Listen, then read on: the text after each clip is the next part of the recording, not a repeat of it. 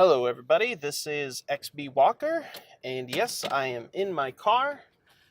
We are going to be doing something a little bit different than I've done in the past, which is, I'm going to talk to you from my car. In fact, I should probably have pre-adjusted here. Okay, there we go. I have not posted for probably well over a month, and the main reason for that is because, well, first of all, it's the middle of summer, and here in Vegas during the summer, it gets extremely hot. In fact, yesterday it was, I think, 112 Fahrenheit. And yeah, that was quite uncomfortable, unpleasant. I would have done these car interviews sooner, but unfortunately it was too freaking hot, and I had to blast my AC, and all you would have heard is AC. In fact, I'm sure you can hear a little bit of background noise right now. Hopefully I'll fix some of that in post. I sound like such a professional. I'm going to fix it in post. But yeah, I'm going to be doing more of these car videos because I find the only free time I have these days is driving to and from work. So, hey, if I can't talk to you at home because I've got someone at home all the time, then I'll talk to you in my car. Today's topic of discussion is going to be Kelly Marie Tran, I believe is her name. And she was Rose Tico on Return of the Jedi, or Return of the Jedi. Let's try The Last Jedi. Yeah, no way, not Return of the Jedi. I don't think she was born. And, well, she, as many of you know, she received a lot of hatred for her role as Rose Tico in the movie because a lot of people felt like the role was just a pandering to Asians and it wasn't necessary. That Ryan Johnson, or Ruin Johnson, as many people jokingly call him, clearly just put her in to try to win Asian votes, which didn't actually work anyway because it had record low sales in China and across much of the Asian area, Asian realm, whatever you want to call it. But she received a lot of the hatred for it, which personally I feel was unjustified. I mean, she didn't do a bad job in the movie. The movie itself sucked, okay? It wasn't her fault that the movie sucked, and it wasn't her fault that they put her in the movie to pander to the Asian audience, to pander to the Chinese audience. But for whatever reason, I guess she received a lot of hatred on Twitter. A lot of people were just ripping on her nonstop, and I don't think that's really fair. I mean, I'm definitely in the camp of anti-social justice warriors. I don't like it when people act like victims and when they try to insert every culture into everything because they want to be all-inclusive instead of just making a good movie and letting the chips fall where they might. I'm definitely in that camp where I don't like those kind of people. But what I also don't like is this sort of militant anti-social justice group that has risen up. And you know, people were making progress, people like myself were making progress in just not going to see these movies that were blatantly pandering rather than just making a good movie. That's the best way. If you want to make a change in how your movies are viewed or how your video games are presented, you don't go and just scream out insults and be militant on YouTube or Instagram or whatever the social media might be. That's not going to advance your cause. You're doing exactly what the crazy purple-haired feminazi liberal chicks are doing when they go and protest every little thing that they view as an infraction, screaming and what does Crowder call them? Triggly puffs and people like that. You are being those people when you harass actresses like this, or when you harass game companies, or well, we'll get into that in a minute here, but when you have these fits of rage on the internet because you're unhappy because you think social justice warriors are ruining something, listen, I understand you're being upset, okay? It upsets me too. I mean, Battlefield 5, for instance, boy, what a wasted opportunity that was, or is. It hasn't come out yet. But yeah, that drives me nuts, you know, that they're putting a woman with a prosthetic arm in the British Armed Forces, and not because it's a woman. I mean, I don't care if there's a woman in the game. There's plenty of awesome games with women in it. But anyway, we'll get into that. I'm totally getting off track here, probably because I'm driving. But the amount of abuse that happened to Kelly Tran, I believe her name is, that it was unnecessary. It's not a way to make a change in the Star Wars community. And I'm a big Star Wars fan. Oh, I have a mic. I should probably not be hitting my microphone. I'm a big Star Wars fan. I'm a big Star Trek fan. I'm a big Battlestar Galactic. You name it. Yeah, I'm a sci-fi guy. Okay, and if someone is ruining my series, yes, I'm going to be very upset about it too. But attacking the actors themselves, that's not going to change anything. That's not going to help. If anything, you're helping their cause. So she came out with this op-ed piece in, I think, the New York Times, and I think it came out either today or yesterday. And she went on to talk about how she deleted her Twitter. I think it was Twitter or Instagram. I can't remember which one. She deleted it because she was being abused, and she was starting to believe all these lies that people were telling her about herself. And I didn't really follow this whole situation. I didn't look through all the Twitter posts and the mean things that people said to her. But I mean, I'm assuming they weren't very nice. Maybe some of them were racist. I don't know. But she said that as a person of color, she always felt like she was marginalized. And I thought, a person of color, maybe I'm wrong, but she's Asian, right? She's Vietnamese, correct? She's full-blooded Vietnamese. Did I miss the town hall meeting where now Asians are called people of color? I thought that was for black people. Maybe I'm wrong. Okay, so maybe Asians are people of color now? Okay. Last I heard, the Asians were the one of the most successful culture groups in America as far as education goes, and integrating into society. And well, she goes on to say that her family even changed her first name and changed their own first name so that they could better integrate with American society. They didn't want to be seen as outsiders or different. Now, I don't claim to be some Vietnam professional historian who knows all the history behind why all the people who came over from South Vietnam during the war and before and after the war, why many of them changed their names to English-speaking names. I know I have a friend who, I won't give you his name, but he's got a standard American name, but his real name is something like Ting, or it's a Vietnamese name. And why they change it to an American name, I don't know why they do it. As I understand it, I think they do it because they want to better integrate with our culture. They come over here and they figure if they have American names, that it'll be easier for them to be seen as Americans. Maybe that's a good thing that they do that. Maybe it's a bad thing. I really don't have an opinion on it. So I think that when I read the article, first of all, I feel bad for Kelly that all this stuff happened to her. It shouldn't have happened. People shouldn't have been so cruel and militant toward her. But on the other end, the first thing I noticed as I read through it, and I'm driving, so I can't. Oh, there we go. I'm driving, so I can't tell you exactly what she said. I'm just doing this out of memory, but it became a victim thing pretty quickly, which is something that left likes to do a lot.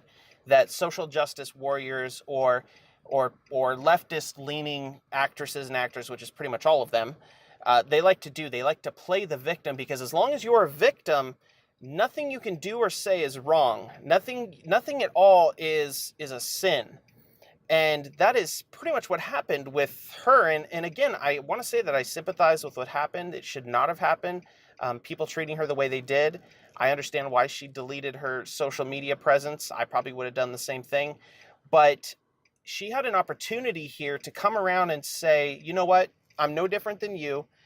Just because I'm Asian, or if I was black, or if I was Native American or whatever, doesn't make me any different than anyone else. I'm an American. Then it would have been fine. I think she's American. Maybe she's Canadian. I don't know. But instead, she decides to go through this whole op-ed and talk about being victimized, and how when she was in school, she stopped speaking Vietnamese at a young age because she was embarrassed because people would make fun of her for it. Again, I don't know her personal story. Maybe that's totally true and that's totally what happened. I had a lot of friends of many different cultures when I was in school, and we never made fun of them, not because we were socially conscious of their difference and wanted to treat them the same. We just didn't really care what race they were. We just treated them the same. They're people. People are people. And I really feel bad if all that stuff happened to her when she was a kid. But the whole article, and I'll try to link it here in the video, but the whole article is just her playing a victim. And yes, she is a victim of people attacking her, of people saying cruel things to her, but she had an opportunity here to bring people together and say, you know what, I don't care if you think I'm different, because I'm me, I'm an American, what does it matter? And that's it. But she decides to pull the victim card and just play out this whole scene of her whole life has been oppression as a person of color, if that's even a thing, and how she's just had a really difficult life and she's not going to take it anymore. And now her real name is, I don't even remember, it was like Lone or Lone, or I don't know. You'll see it in the article. But it's this kind of stuff that messes with our games and that messes with our movies. And when things like this happen, when we run into a situation where we feel that, well, let me give you both sides. If you're a liberal, let's say you're a left-leaning person and you're social, I don't want to call you a social justice warrior because that just basically puts you in a corner. But if you're a left-leaning person and you see all these conservatives who seem to be mad every time a woman shows up in a game or every time someone who's not white shows up in a movie, whatever, and you see us as just a bunch of racist bigots. And I put myself in the somewhat conservative side of politics. So you would see me as a racist because I'm mad about something like that. Or let's go to the other side. If you're a somewhat conservative person and every time you see them insert a person of color into a movie or game where it doesn't belong, you get angry and you want to go online and you want to tell everyone how mad you are about it. Neither of us, left or right, is doing our side any favors by doing this. All you're doing is polarizing people even more. Recently, I saw this back and forth between Joe, Angry Joe, who's a channel that in the past I've followed a lot, and I really loved his reviews. He's a really funny guy, does a lot of cool reviews of different games that I like, and generally my opinions line up with his. I really liked the one he did on Mass Effect Andromeda. It was hilarious. And anyway, he had a back and forth with a more conservative guy whose name escapes me, but I saw his video about how Angry Joe's reaction to the news that Battlefield 5 was doing very poorly in pre-sales. In fact, something like 85% down from expectations, which is dismal. That's just a shame. His reaction was pretty strong, that Angry Joe was just doing a straw man argument and he's just blaming all conservatives and we're all a bunch of Trump MAGA hat wearing morons that just hate it when women show up in games. And then Angry Joe replies, and anyway, it just got out of hand. It was a ridiculous fight that really was for nothing. We're gamers, guys. We can't I mean, politics, they're gonna show up, but we can't make our entire identity as gamers about politics. Otherwise, it's just going to come back to harm us. And we can't polarize the gaming community in the way that we've been doing. You know, I look at Battlefield 5, and my complaint about it was, yes, that there is a female British special forces with a prosthetic arm for some reason, a robot-looking arm. And if you watch the trailers, it's just kind of surreal. I mean, it's not reality, obviously. If you know anything about history, you know that there were maybe 3 females in the entire Allied front during World War II. They were very special cases. It wasn't common. Generally, women weren't allowed to fight. Now, you can argue that that was wrong. That's fine. But if you want to portray females in combat during World War II, go to the Russian side, man. They had Soviet snipers, women snipers that were tremendously good snipers, fighting all along the front. They had female pilots. The Soviets were very progressive in that sense compared to the Allied nations. So there's a story to be told there that you could easily tell, and that some games and movies have definitely told. Look at I know it's not a great movie, but Enemy at the Gates. The woman that he falls in love with, I forget her name. She's really pretty. She's from The Mummy, and I used to have a big crush on her as a kid. But she was in it. She assisted him with the sniping. And anyway, there's a whole story to be told there. I don't think, now, if you're a liberal and you're watching this, or you're left-leaning and you just think all of us conservatives just hate women, we don't want colored people in our games and this not, let me try to extend an olive branch and explain why we feel the way we feel. And I'm going to use Battlefield 5 as an example because that's the most recent big thing right now out there. It's not that there's a woman in the game. In fact, we really couldn't care less if there was a woman or a man or black person, white person, whatever. That doesn't bother us at all.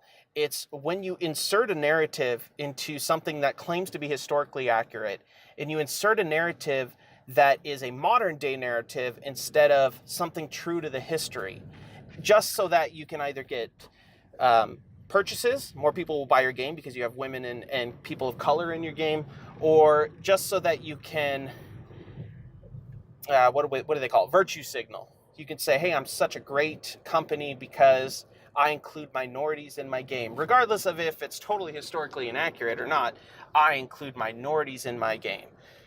That's what upsets us. Not that you put them in, but that you are rewriting history, that you're hurting the legacy that's been left of these historical events. Now, if this was Call of Duty or some other gaming franchise that purposefully does alternate history and goes way over the top on purpose, then we wouldn't care.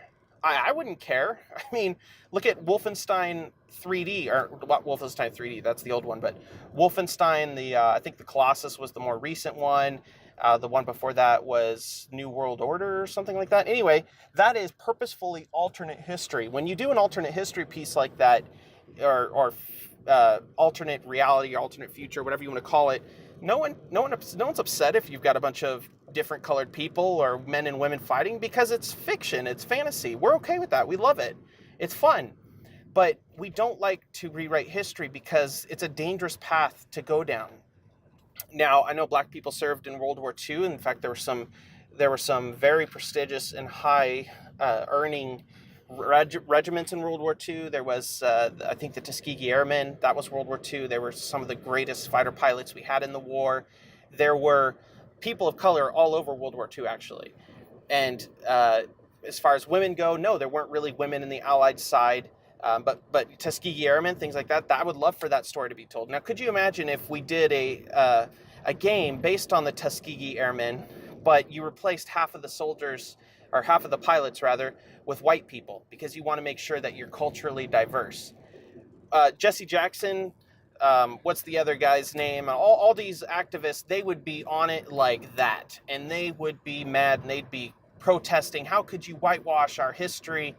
And I wouldn't blame them. I'd say, yeah, well, how could they do that? They're basically destroying your legacy, and that is not cool. And so you have to understand it from our side. You know, we're not upset about white people are becoming the minority. We don't care. What we care about is when there's such an emphasis put on race and put on rewriting history so that everyone feels good. You know, there's a famous quote that says, those who forget their history are condemned to repeat it. Now, I don't know if you're a follower of history, but if you've read anything about World War II, you know anything about the Holocaust, or anything about the tens of millions of Soviet citizens who died under Stalin's regime, or the millions of people afterwards who died in China, there's a lot of death and horrible things that happened throughout our history, and I, for one, don't want to forget why those things happened, how they happened. And I realize it's a stretch to connect Battlefield 5 to the slaughter of tens of millions of Soviet citizens and Ukrainians, for instance, by Stalin. But I'm just saying that it takes baby steps to fall into a deep chasm. It doesn't necessarily take a leap, okay? And every time you let stuff like this revisionist history happen, you're taking another baby step towards ignorance. Ignorance is the enemy of knowledge. Ignorance is the enemy of progress. And I know liberals, you think that you're so progressive and you're pushing things along in a positive direction because you're bringing in diversity. But when you make people ignorant in the process of doing it, you're just putting them back. You're actually walking backwards. You're taking one step forward and two steps back. We as a people are doing that. I would rather have a game that claims to be historical or do its best to be close to it than put in this whole progressive narrative of, there's every kind of color on the front lines, there's women, there's men, because that is the case nowadays, but it sure wasn't the case back in 1943, okay? I wasn't there, but I'm pretty confident that there weren't too many women on the Allied front.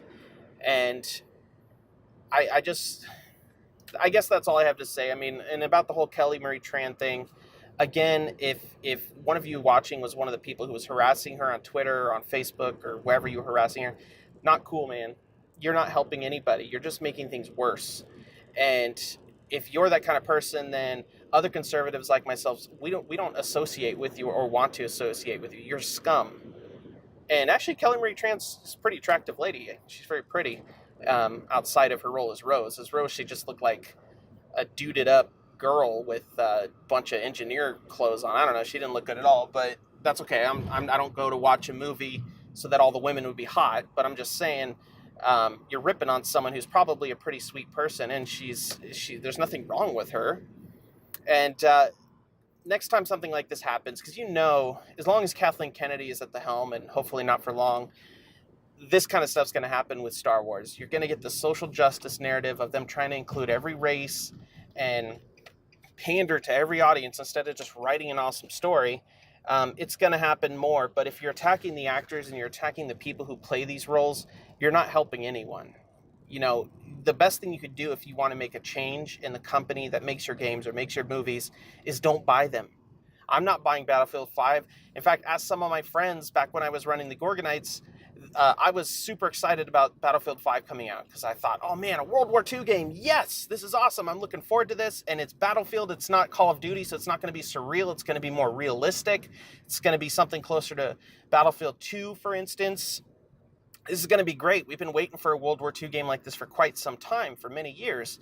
And then when they came out and announced it, and it looked like this Call of Duty knockoff with just surreal, non-historical, crazy narrative, and I basically canceled I hadn't pre-ordered, but I canceled the idea that I ever would pre-order and said, yeah, you know what? I'm not going to pre-order. I'm going to just let this thing play out. And maybe the next game that comes along, they'll learn their lesson. Doesn't that seem to be the case with EA? They make a game, it's a total disaster because they either want to take your money or they want to play to the crowd. And we say, okay, let's not buy it. Maybe they'll learn the lesson on the next game. They make another game. It's another disaster. And we say again, okay, let's not buy it. Maybe they'll learn on the next game. And they just apparently haven't learned their lesson. They keep on doing this kind of crap. And looks like they're doing it again with Battlefield 5. So I guess we're just going to have to wait for another game. Or maybe, if we're really lucky, wait for EA to go under as far as action games goes and let them go back to their making Madden and other sports games that they have on lockdown and just make their money that way so that other companies can come in and do better. So we'll see. But that's all I have to say about that. I haven't touched on politics on this channel really at all because I don't want to scare away half of my audience, but I feel strongly about these things, and it upsets me when I see anti-social justice warriors doing just as much damage as the so-called social justice warriors that they're trying to stop. So one side's got to make a concession and say, you know what, we're going to be the better man or woman, and we're not going to go in and just insult and attack people who are different than us. And I'd rather it be my side, because as far as crazy people go, I'd rather keep it on the other side of the spectrum and have the conservative ones be the voices of reason. It's probably too much to hope for. So this is XB. This is my first video from the car. There's my kid's pink pillow back there. You can see. I know that you've been staring at that this whole video. I know you're excited about it. And I will see you again on the next video. Thanks, guys.